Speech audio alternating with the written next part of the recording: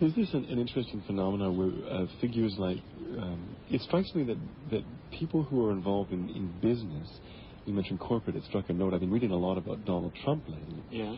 Some really horrible things about this man. What book is that? Where do you read that? A book, actually, a magazine where it's a New York magazine that is both sort of a gossipy magazine but also reveals a lot. I'm referring to Spy magazine. Oh, yeah. And sometimes it's sort of a bit of crap. I mean, it doesn't reveal a lot, but they had a column in the last issue about what famous people had said or done over the last month, and Donald Trump had come forth in some show, some talk show, and said, if I could be born all over again, I'd really like to be born a black person because they have a lot of advantages in our world. Trump said that? Trump said that.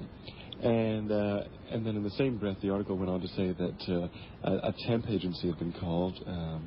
Somebody in Trump's office wanted a temp for a couple of days. And the temp agency said, well, what sort of person are you looking for? And the people at Trump's office said, well, we really prefer you didn't send us any black people. And when this is true. Yeah, and when these charges came up, the people at Trump's office said, well, that's not true. We would never say anything like that. And in fact, we have one black person working for us, and she's doing a really wonderful job.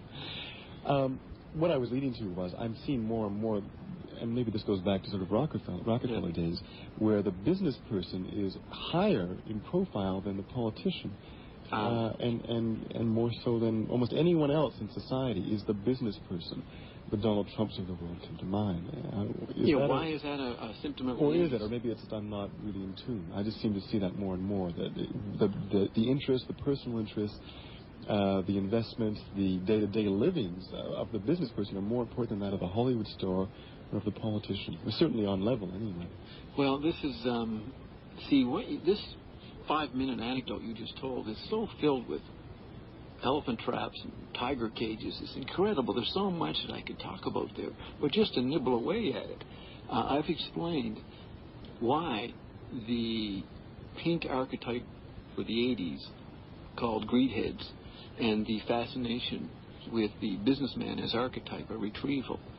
Why did that happen in the 80s? First of all, in the electric environment effect on the American business culture. And in America, traditionally, the culture has been business. That is the American archetype. Now, that was thrown into a dizzy-tizzy in the 60s with the software flood, which confused the hardware archetype of business. But by the 80s, with the neoconservative or conservative replay, the conservative revolution, the new right, these were retrieval of visual values, hardware values. So the figure of the businessman was hoiked up as a nostalgic probe. He was a cliche that became an archetype only in the business culture of the North America scene. All right? That's one reason. The other reason, that's the bottom-up reason. The top-down reason is that politics was hijacked by the Bolsheviks through the Pentagon. You can read an article in the July issue of Harper's last summer where the businessmen were complaining about the congressmen controlling the media, and they were talking about Bolshevik control. Therefore, that's left to the Rockefeller group to hoik themselves up as some kind of cultural hypnotism to counter the effect of the Bolshevik-controlled Congress and the political image. Therefore, from a top-down perspective, they projected themselves on the population as a popular figure. They imposed it on us, because we certainly didn't have. We have a call. Ken's ready. Thanks, Ken. We had another caller as well from a young man, let's call him Andrew, and the call related again to Spy Magazine. And to paraphrase Andrew's question, with regard to Donald Trump, why in most issues does the magazine have a fixation with Donald Trump? Why do they tear him apart every chance they get? And I don't read Spy regularly. I know Andrew does. Why in one issue, then, did they have a change of heart and put Donald Trump on the cover with a glass of champagne, a title to the effect of, what a heck of a guy? Do you know anything about the... Yeah, I understand that. The reason why they are obsessed, and remember, all media feed on each other in a civil war kind of relationship. magazines, movies, radio, television, books, satellites, TV, they all feed on each other and expropriate and probe each other.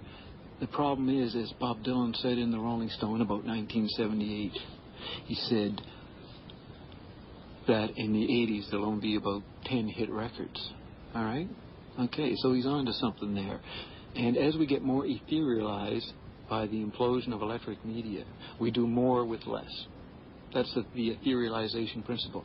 So that we are, and this is why there's a vogue for conspiracy theory. That's why Reagan was known as a conspiracy theorist, because we feel as electric media implodes, it also consolidates power into one entity.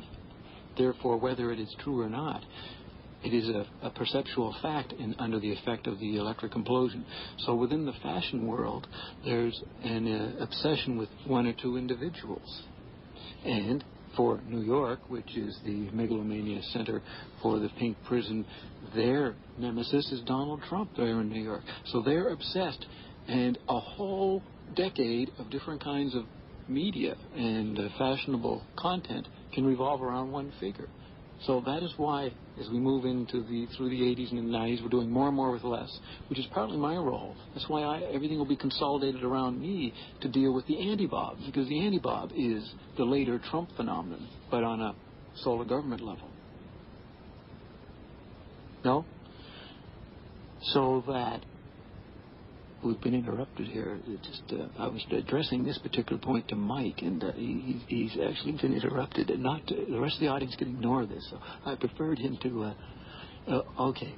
So does that answer anybody's questions?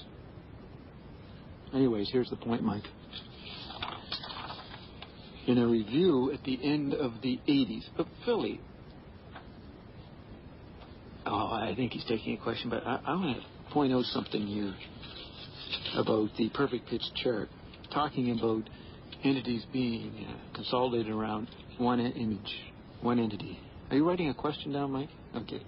To continue that theme, if you look at the perfect pitch chart, you see, Mike, that the popular art form for the 80s was Ronald Reagan and Pope John Paul II. All right? Now, I have here a summary from the Toronto Star, I think it was Bruce Blackadar. Look what he says. Considering my colleague Bob Marshall put out this chart with Ronald Reagan as the popular art form on the level of the Beatles and psychedelia, Elvis, Fellini, Joyce, Dickens, Shakespeare, and Christ, okay, on that level.